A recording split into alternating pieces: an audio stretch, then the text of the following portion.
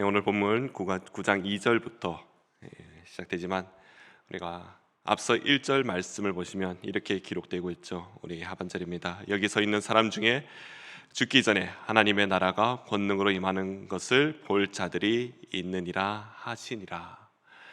이 저자 마가는 이 9장 1절 말씀 이후에 바로 2절부터 오늘 본문의 이 사건을 기록하고 있습니다. 또한 2절에 또 시작하는 부분이 엿새 후에라는 말로 시작하는 걸 봤을 때 이 오늘 본문의 사건이 1절과 무관하지 않고 밀접한 관련이 있다라는 것을 우리는 알 수가 있습니다. 하나님의 나라가 권능으로 임하는 것을 볼 자들이 있다라고 말씀하시는 이 말씀 이후에 바로 예수님께서 변화하시는 사건이 일어나고요. 그 장소가 높은 산이라는 것을 2절에서 우리에게 가르쳐주고 있습니다. 그래서 이 사건을 변화산 사건이라고도 그렇게 말하기도 합니다. 주님은 제자 3명만 데리고 높은 산에 올라가시게 됩니다. 이렇게 3명만 데리고 가시는 이유가 있다면요, 앞으로 일어날 일이 너무나도 크고 놀라운 일이기에 혹시나 이 사건이 잘못 왜곡되어지는 것을 막기 위함이라 이렇게 볼 수도 있습니다. 그렇기 때문에 정말 예수님을 잘 따르며 또 예수님의 마음을 그래도 조금이라도 좀 잘 아는 3명의 제자들을 데리고 산에 오르고 계시는 겁니다. 앞서 8장 11절에 보시면 하늘로 오는 표적을 보여달라던 그 바리새인에게는 보여주시지 않으시면서 예수님을 가장 열심으로 따르던 제자들에게는요, 앞으로 일어난 일에 대해서 보여주고 계시는 겁니다. 그러기에 예수님께서는요, 예수님을 믿고 예수님을 따르는 이들에게는요, 놀라운 하나님의 역사를 보여주고 계시는 겁니다. 주님께서 산에서 보여주시는 이 장면이 무엇일까요? 3절입니다. 그 옷이 광채가 나며 세상에서 빨래하는 자가 그렇게 희게할 수 없을 만큼 매우 희어졌더라. 마지막 때에 정말 이 세상의 모든 결점과 한계를 넘어선다라는 것 미리 보여주십니다. 그러기에 우리가 생각하는 그 이상으로 옷이 희게 되는 것을 보여주고 계시는 겁니다. 주님은 주님이 그리스도이시며 하나님의 아들이라 고백하는 제자들 앞에서만 이 변화되는 놀라운 사건을 보여주고 계시는 겁니다. 그렇게 주님이 어떤 분이신지를 보여주고 계십니다. 또한 이러한 변화는요, 마지막 날에 우리들도 이렇게 주님처럼 변화될 것이라는 것, 이것을 미리 가르쳐주고 계시는 겁니다. 사랑하는 성도 여러분, 정말 우리 안에 있었던 모든 제약들이 사라지게 된다라는 것입니다. 그리고 육신의 상처뿐만 아니라 마음의 상처까지도 모든 문제가 사라지고 고쳐지게 되는 것입니다. 이것이 마지막 때에 일어나는 일들입니다. 영육간의 모든 문제가 사라지며 믿음으로 구원받는 모두가 모든 제약에서 벗어나 하나님처럼 변화가 된다라는 것입니다. 그러기에 우리가 정말 낭망하지 않고 실망하지 않으며 그 십자가의 길을 갈 수 있는 이유, 바로 여기에 있는 것입니다. 지금도 너무나도 힘든 이 세상을 함께 걸어가고 있습니다. 그럼에도 이것을 이겨내고 견디는 이유가 바로 여기에 있습니다. 그리고 이어서 4절에 보시면요, 주님 앞에 엘리야와 모세가 등장하는 것을 볼 수가 있습니다. 엘리야 그리고 모세는요, 구약의 대표적인 두 인물이 됩니다. 엘리야가 선지자들을 대표한다면 모세는 율법을 대표한다라고 볼 수 있습니다. 바로 구약의 완성을 보여주는 두 인물입니다. 공간복음으로 누가복음 9장에 보시면 이런 장면이, 동일한 장면이 등장하게 되는데요, 9장 31절에 보면요, 예수님과 엘리야, 모세 세 사람이 대화하는 중에 예수님의 순환에 대해서 이야기하는 것을 말씀합니다. 우리 주님이 우리를 구원하실 때 하나님의 아들 그리스도이시지만 또 하나님의 뜻을 완성하기 위해서는요, 그 십자가의 길, 바로 죽음의 길을 가셔야 함을 보여주고 있는 것입니다. 주님의 오심은 율법의 완성이 되며 또한 하나님께서 말씀하신 그 구약의 그 예언의 완성을 보여주는 것입니다. 또한 엘리야와 모세의 등장은요, 바리새인들이 그들의 신앙 중심으로 생각한 엘리야나 모세가 예수님의 사역을 위해 준비된 자들이다라는 것을 보여주는 그런 의도도 담겨져 있는 것입니다. 이러한 놀라운 장면에 베드로가 이렇게 고백합니다. 모두가 잘 아시는 말씀이죠. 5절 말씀입니다. 우리 다 같이 한번 보겠습니다. 베드로가 예수께 고하되 라삐여 우리가 여기 있는 것이 좋사오니 우리가 초막셋을 짓되 하나는 주를 위하여 하나는 모세를 위하여 하나는 엘리야를 위하여 하사이다 하니. 이 말씀 어떻게 보면 베드로이기 때문에 이런 고백을 할 수 있는 것 같습니다. 베드로는 주님을 위하여 초막셋을 짓겠다라고 그렇게 고백하고 있습니다. 마치 8장에서 베드로가 항변하는 그런 장면이 생각이 납니다. 지금도 베드로는요, 예수님의 그 십자가 고난보다는 앞으로 누려지게 될 그 영광에 더 마음이 있고 관심이 있는 것 같습니다. 그러나 고난을 통과하지 않고서는요, 하나님의 영광에 나아갈 수 없음을 예수님께서는 계속 보여주고 가르쳐주고 계시는데도 베드로는 그것보다 그저 여기가 좋사오니 여기에 머물게 해달라는 그런 고백을 하고 있는 것입니다. 사랑하는 성도 여러분, 우리들의 신앙생활, 그런 신앙생활 속에서 지금의 삶의 만족이 느껴질 때 많은 이들이 거기에 머무르고 싶어 합니다. 많은 사람들이 그런 마음이 있다라는 거죠. 그러나 그럴 때 우리의 신앙이 흔들리고 무너질 수도 있다라는 것을 우리는 기억해야 합니다. 우리는 주님을 바라보며 그분이 가셨던 그 십자가의 길을 감당하고 또한 그 길을 걸어가겠다라는 그런 결심이 있어야 됩니다. 결코 쉽지 않은 길입니다. 또 평탄하지 않은 길입니다. 그러나 그 길을 갈 때 하나님의 영광에 이르며 구원의 반열에 이른다라는 것을 우리는 기억해야 됩니다. 오늘 본문은요, 예수님께서 이 변화되는 사건, 이 사건을 하나님께서 증명해 주시는 그런 장면으로 넘어가고 있습니다.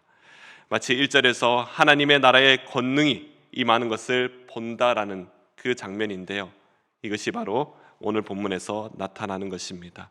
오늘 본문에 보시면요, 7절 말씀에 구름이 와서 그들을 덮으며 구름 속에서 소리가 나되 이는 내 사랑하는 아들이니 너희는 그의 말을 들으라 하는지라. 하나님의 음성을 바로 여기에 있는 이들이 듣게 되는 것입니다. 마치 SF의 영화의 한 장면처럼 또 꿈 같은 그런 모습들이 다 나타나게 되는 것입니다. 하나님의 말씀이 이루어지는 것이며 또 하나님께서 친히 이 모든 하나님의 역사와 일들을 증명해 주고 계신다라는 것입니다. 그렇게 그 음성이 들린 이후에 그 이후에는요, 모든 장면이 다 끝난 듯이 그리고 모든 것이 다 사라지게 됩니다. 그리고 8절에 보시면 문득 둘러보니 아무도 보이지 아니하고 오직 예수와 자기들 뿐이더라라고 그렇게 말씀합니다. 하나님의 놀라운 표적, 그 표적을 경험한 이후에 그러나 그걸로 끝이 나서는 안 됩니다. 그 이후에는요, 이제는 약속의 말씀을 붙들고 나아가야 하는 것입니다. 베드로서 1장 16절에 보시면요, 오늘 본문에 대해서 베드로가 고백하는 장면이 나타납니다. 그래서 오늘 하나님의 음성을 들었던 이야기에 대해서도 장면에 그것을 기록하고 있는데요, 베드로서 1장 18절에 보시면은 이 소리는 우리가 그와 함께 거룩한 산에 있을 때에 하늘로부터 난 것을 들은 것이라 이렇게 말씀합니다. 그러나 베드로는 여기서 끝나는 것이 아니라 19절에 이렇게 말씀합니다. 또 우리에게는 더 확실한 예언이 있어 어두운 데를 비추는 등불과 같으니 날이 새어 샛별이 너희 마음에 떠오르기까지 너희가 이것을 주의하는 것이 옳으니라. 바로 이 성경 말씀, 하나님께서 우리에게 주신 이 등불과 같은 이 말씀을 가지고 묵상하고 또한 순종하며 또 전하고 또 하나님 말씀에 또 따라가는 것, 이것이 바로 우리가 앞으로 계속해야 될 하나님의 사역이 되는 것입니다. 이렇게 변화산 사건, 그렇게 변화산 사건의 놀라운 이 이적들, 그 표적을 하나님께서 보여주시고 그리고 나서는요, 예수님과 제자들이 산에서 내려온다라는 것을 기록하고 있습니다. 예수님께서는 오늘 일어날 이 사건에 대해서 침묵하기를 명하십니다. 주님은 나중에 믿는 자들이 누리게 될 그 영광을 위해 이 사건을 보여주시지만, 그러나 지금은 침묵하라라고 말씀하십니다. 그러나 언제까지 침묵해야 될까요? 9절 말씀에 이렇게 기록합니다. 인자가 죽은 자 가운데서 살아날 때까지 침묵하라라고 말씀합니다. 당시 이 예수님의 명령을 들었던 제자들은요, 도대체 이게 언제까지일까? 또 이 의미가 무엇일까라고 서로 고민하게 됩니다.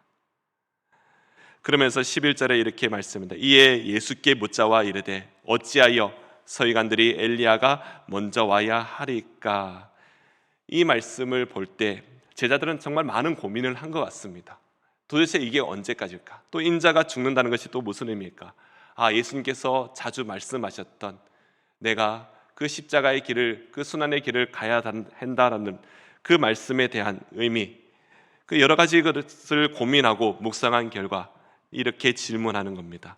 엘리야가 먼저 와야 하리까? 이는 앞서 말라기 4장 5절에서 6절에서 근본 메시아에게 도래하기 전에 엘리야가 먼저 와야 하는 거 아닌가라는 이 말씀을 기억하며 이들이 질문하고 있는 겁니다. 말라기 4장 5절에 이렇게 기록합니다. 보라, 여호와의 크고 두려운 날이 이르기 전에 내가 선지자 엘리야를 너에게 보내리니. 이 말씀을 근거로 이렇게 질문하고 있는 것입니다. 이 질문에 예수님께서 대답하시죠. 12절 말씀입니다. 이르시되 엘리야가 과연 먼저 와서 모든 것을 회복하거니와 어찌 인자에 대하여 기록하기를 많은 고난을 받고 멸시를 당하리라 하였느냐. 이어 13절 보시면요. 그러나 내가 너희에게 이르노니 엘리야가 왔으되 기록된 바와 같이 사람들이 함부로 대우하였느니라 하시니라. 여기서 예수님께서 지목하신 엘리야, 우리가 모두가 잘 아는 대로 바로 세례 요한을 이야기하고 있는 것입니다.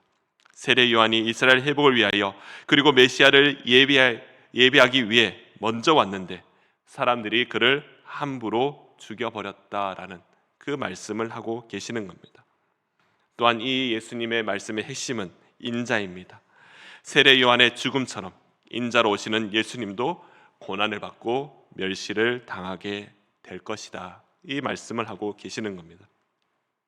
즉 메시아, 고난의 종으로 와서 대속의 제물로 죽임을 당해야 하는, 그래야지만이 영원한 그 생명의 부활이 있게 된다라는 것을 우리에게 가르쳐주고 계시는 겁니다.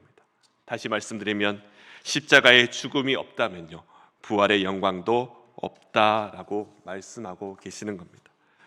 이 진리를 아직도 이해하지 못하는 사람들과 그 제자들의 어리석음에 조금 답답함도 있으시지만, 그럼에도 불구하고 하나님께서는요, 또한 예수님께서는 이것을 가르쳐주고 계시는 겁니다.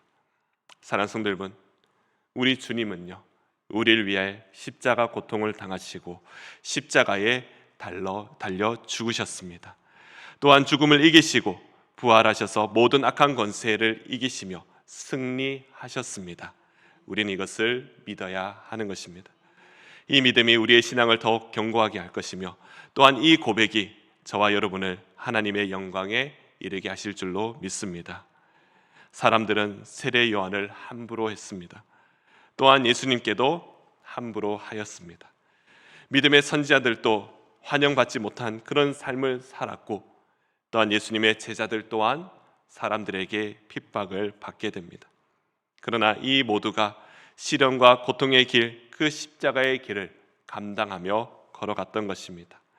이해할 수 없는 많은 일들이 있었지만 모두가 예수님의 말씀에 순종하며, 또한 하나님의 말씀에 순종하며 그 주님의 길을 걸어갔던 것입니다. 사랑하는 성도 여러분, 오늘 하루도 또한 이번 한 주간도 어떻게 보면 이해할 수 없는 일들이 일어날지도 모릅니다. 그러나 그 가운데 우리에게 많은 순종을 요구하시는 하나님을 기억해야 됩니다. 그때마다 나의 생각보다 오직 하나님 말씀 안에 순종하는 우리가 되기를 간절히 소망합니다. 이 순종으로 하나님의 기쁨이 되며, 또한 오늘 하루도 견디고 이겨내서 승리를 맛보는 정말 저와 여러분 되시기를 간절히 소망합니다. 기도하겠습니다. 주님, 오늘도 순종할 수 있는 기회를 주셔서 감사합니다. 오늘 하루 우리의 삶에 벌어질 수 있는 수많은 일들 앞에 나의 생각과 나의 열심을 내려놓고 오직 말씀하시는 하나님의 말씀에 순종하는 우리가 될 수 있도록 은혜를 베풀어 주시옵소서. 비록 그 길이 험하고 어려울다 할지라도 믿음으로 담대히 순종하게 하시고, 또한 예수 그리스도께서 가셨던 그 십자가의 길, 그 길을 따라가는 거룩한 주의 백성들이 다 되게 하여 주시옵소서. 감사드리며 우리를 구원하신 예수 그리스도의 이름으로 기도드립니다. 아멘.